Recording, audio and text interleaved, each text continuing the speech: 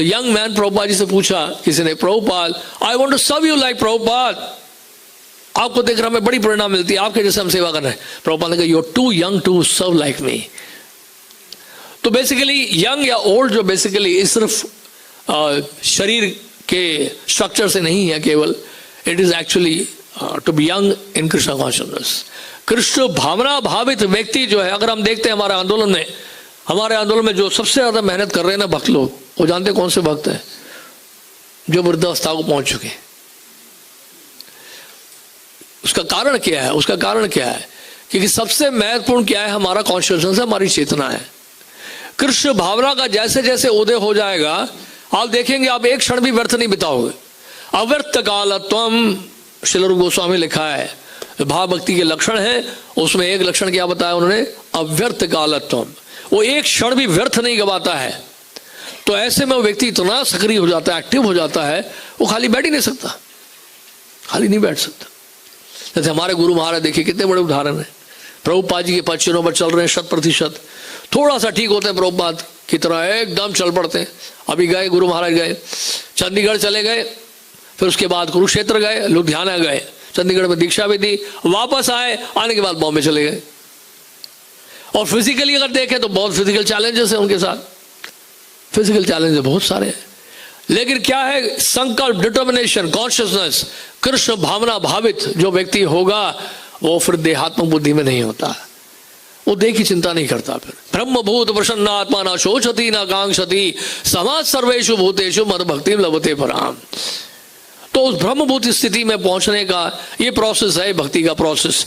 और ब्रह्मभूत स्थिति में जब पहुंचेंगे तो फिर वहां से प्रारंभ होगी शुद्ध भक्ति, परा भक्ति, मद भक्ति लभते पराम। तो ब्रह्मभूत स्थिति में सबको पहुंचना है कि नहीं पहुंचना है? हमें से कितने लोग चाहते हैं ब्रह्मभूत स्थिति में पहुंचे? तो हम सब चाहते हैं ब्रह्मभूत स्थिति में पहुंचना है, लेकिन उसके लिए प्रयास भी तो करना पड़ेगा ना हम सबको प्रयास करना है उसके लिए।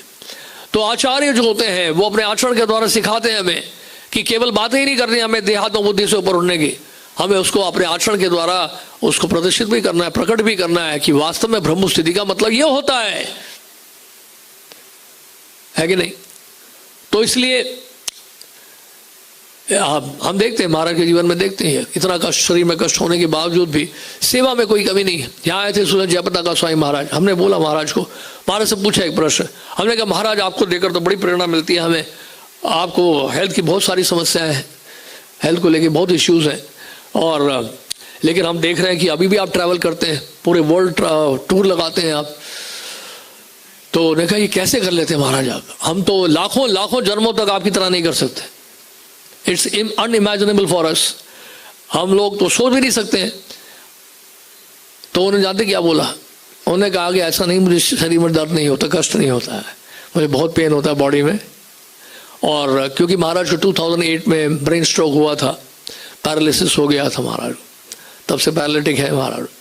नहीं तो महाराज का ट्रैवलिंग शेड्यूल ऐसा तो होता था, उनका नाम आया था गिनीज बुक्स ऑफ रिकॉर्ड में, वर्ल्ड रिकॉर्ड में, fastest world's fastest traveling passenger. Jayapataka Swami Maharaj की जय हो। उनको कई एयरलाइन से पिंक कार्ड दिया। पिंक कार्ड मतलब जानते हैं, साल में एक बार किसी एक एयरलाइन में उनको ट्रैवलिंग फ्री। उनकी ट्रैवलिंग को देखते हुए उनके पास इश्यू किया गया था एयरलाइंस के द्वारा कि you can travel free of cost once a year. तो महाराज कहते हैं कि महाराज ने कहा कि लेकिन जब भी मैं श्रील प्रभुपाद जी के बारे में सोचता हूँ कि उन्होंने हमारे लिए इतना कुछ किया है, मैं गौर निताई के बारे में सोचता हूँ, उनकी लीलाओं का स्मरण करता हूँ, then I become ecstatic. Mayapur में महाराज को चाहते थे कि उन्होंने कहा गुरुदेव आप मत जाइए, अब आप मायापुर में रहिए, यहीं रह के आप जो भी करें प्रचार करें, मायापुर में रह के करिए, कहीं मत जाइए आप। तो जानते हैं उन्होंने क्या बोला? You disciples are killing me, you are not allowing me to preach. तो कहने का मतलब है भावना। तो फिर मैंने बोला जब महाराज को आप इतना ट्रैवलिंग कैसे कर लेते? बोलते नहीं मैं अब तो इतना ट्रैवल नहीं कर पाता हूँ, पहले मैं साल में 8-10 बार ट्रैवल करता था वर्ल्ड वाइड, अब सिर्फ 3-4 बार ही कर पाता हूँ। उस हेल्थ को लेके, उस शरीर को लेके, आत्मा शरीर को लेके चल रही है। हमारा क्या है, हम शरीर। तो इस तरह से ये भावना जो है वो हमारी कृष्ण भावना जब होगी तो प्रभुपाद जी की तरह देखिए वर्केबल हो जाएंगे हम लोग। प्रभुपाद कितने एक्टिव थे देखिए। प्रभुपाद जी का शेड्यूल आप सुनते हैं तो रोंगटे खड़े हो जाते हैं।